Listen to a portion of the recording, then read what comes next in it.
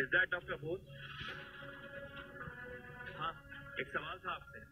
क्या आप मिस्टर दर्श को जानते हो? हाँ सर, मैं जानता हूँ, लेकिन हुआ क्या है सर? क्योंकि मुझे अभी अभी पता चला है कि आपने बिना किसी बैकग्राउंड चेक के उसे हायर किया। हाँ नहीं सॉरी सर, दरअसल वो मेरे दोस्त का दोस्त है और इसलिए मैंने। आप सच बोलेंगे या अभी आपका रेजिग्नेशन लेटर टाइप करवाऊं मैं? Resignation? No no sir, I am really sorry. Actually mister Darsh ने रिश्वत दे दी सर इस जॉब को हासिल करने के लिए।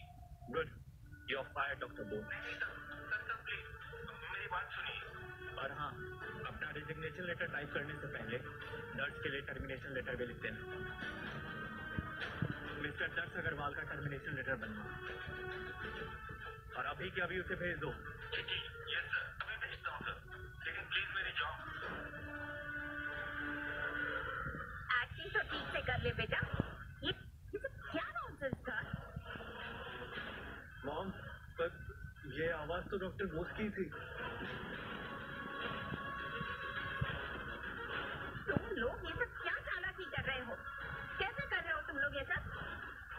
जैसे इन्होंने आंचल के साथ ट्रिक किया ना, वही ट्रिक इस दर्श के साथ अपनाई है। माँ, ये आपकी बहन है। इन्हें अभी भी समझ में नहीं आ रहा कि हम कौन हैं। मैंने इन्हें समझाने की बहुत कोशिश किया है, पर अफसोस इनके अहंकार के चश्मे इतने धुंधले हो चुके हैं कि इनको कुछ दिखाई नहीं दे रहा। ओ सत्य के पुजारा, ये सब क्या हो रहा है यहाँ पे? हाँ, अगर आंचल की नौकरी पे इतनी सी भी आस आई ना, तो तुम देख लेना।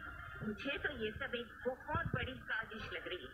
कार्तिक बेटा, अभी अभी पुलिस को कॉल करो और उन्हें कहो कि आके इन सबको अभी अरेस्ट कर। हाँ हाँ, लगाओ फोन। अगर तुम्हारे पास सिसेरिया के कमिश्नर का नंबर नहीं है तो मैं दे देगा। और आंचल, तुम भी चेक कर लो कि तुम्हारा रेजिग्नेशन लेटर सही है या नहीं।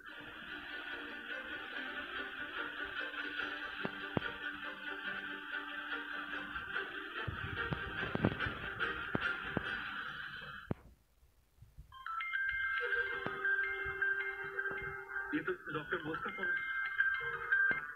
Hello doctor Bose.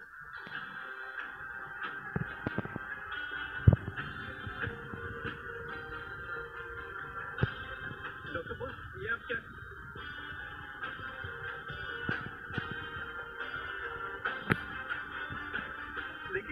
लेकिन doctor Bose, hello mom dad, ये तो सच में डॉक्टर बोस का कॉल था।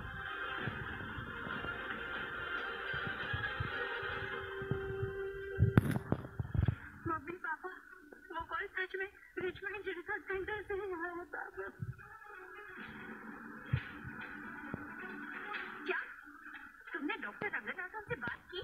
वो तो कॉल ही नहीं उठा रहे, उन्हें पुलिस ने अरेस्ट कर लिया है। शुक्र करो कि मैंने तुम्हारे खिलाफ कंप्लेन नहीं की, वरना एडमिशन पाने के लिए अपने मेंटर से रिश्ता बनाने का जुर्म किसी रिश्वत से भी बड़ा होता है। क्या बकवास कर रहे हो तुम? ये सच नहीं हो सकता। धूल चेहरे पे थी और ये आईना साफ करते हैं। मैंने कहा था ना, अपनी ताकत को बचा के रखो ताकि आगे रोने के काम आए। कौन है वो गुंडे जो हमारे कार्तिक भाई को परेशान कर रहे हैं?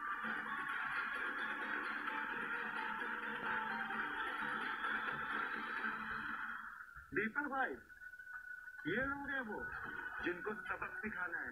चाहिए ये लोग हैं, हमें सबक सिखाएंगे। कम से कम थोड़े ढंग के गुंडे तो बुलवाए होते ब्रो। यू नो व्हाट, मुझे तुम लोगों के मुंह नहीं लगना।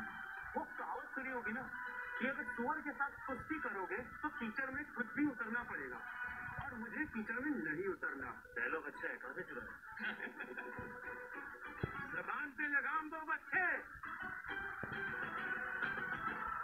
कार्तिक हमारे खानदान का हीरा है, हीरा। फॉरेन में पढ़ाई की है इसने। और नहीं तो क्या, क्रिस्टिन कॉफ का नाम तो सुना होगा ना आप लोगों ने। मेरे कार्तिक की टेक कंपनी का उनके साथ टाइप होने वाला है। क्रिस्टिन कॉफ के साथ हो छोड़ गया ना, इसमें तुमसे आर्ग्यू करना मेरे स्टेटस से नीचे है।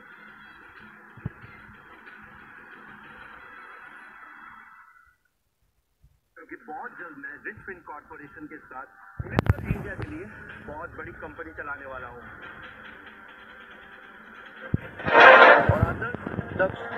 तुम बिल्कुल भी फिक्र मत करना, तुम्हारा भाई तुम्हारे करियर को डूबने नहीं देगा।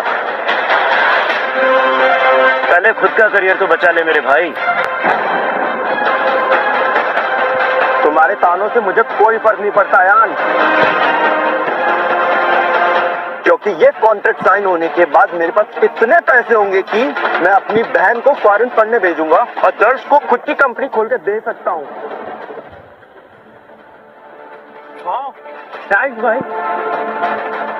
विदेश में पढ़ाई, वाह भैया, अगर आपने ऐसा कर दिया ना तो मेरे सारे सपने पूरे हो जाएंगे। वहाँ की हवा में मेरी स्किन, मेरी ब्यूटी सब निखर जाएगी और वहाँ कितने नए नए विदेशी दोस्त बनेंगे। और एक मिनट आंचल, मैं तुम्हें पढ़ने भेजने की बात कर रहा हूँ। अरे पढ़ाई तो हो ही जाएगी भाई। पका लो, जितना ख्याली पुलाव पकाना है पका लो। समझ गई, मतलब जितनी पागल इनकी माँ है ना, उससे भी कहीं ज्यादा पागल इसके बेटे हैं। ऐसा क्यों माँ? इनकी माँ भी सबसे रट लगाए बैठी कि रिचफिन कंपनी का मालिक इनका बेटा अयान है।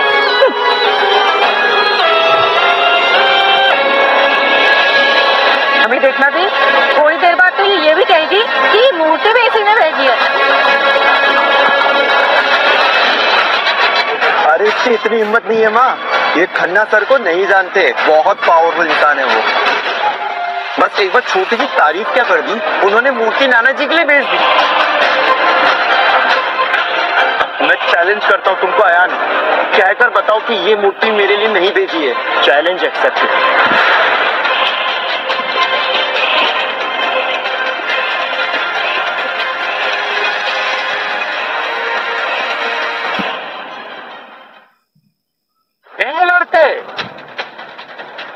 हमने कहा ना, हम अपने कार्तिक के खिलाफ कुछ नहीं सुनना चाहते, वरना क्या ना जी, क्या कर लेंगे आप?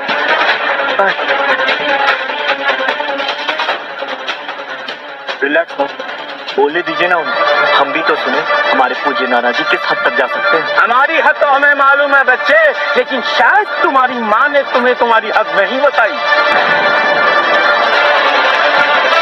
तुम जहाँ खड़े हो ना, वहीं खड़े खड़े गौर देंगे और कोई हमारा बाल भी बांका नहीं कर पाएगा।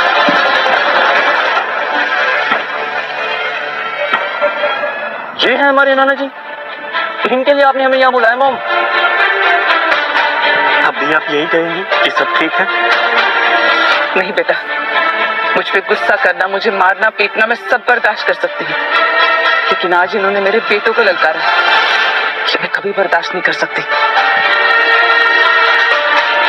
इन्होंने मेरी बहुत बेइज्जती की बेटा, पहले तुम्हारी भेजी हुई बॉटल को लेकर और फिर इन सब गिफ्ट्स को लेकर।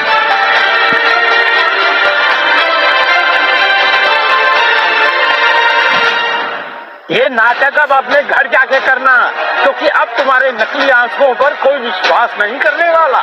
मिस्टर सुनील राजन,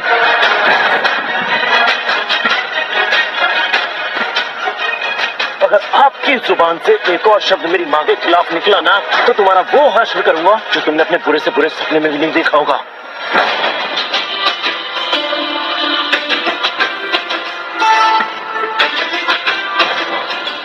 ये हैं तेरे संस्कार, ये हैं तेरे बेटे, अपने नाना से ऐसे बात कर रहे हैं।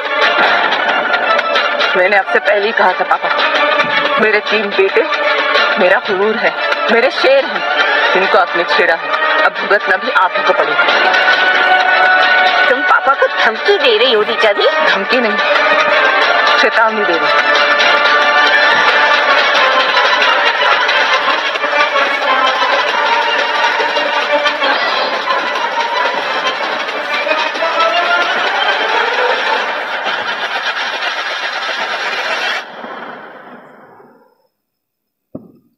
निकल जाओ मेरे घर से अभी क्या अभी।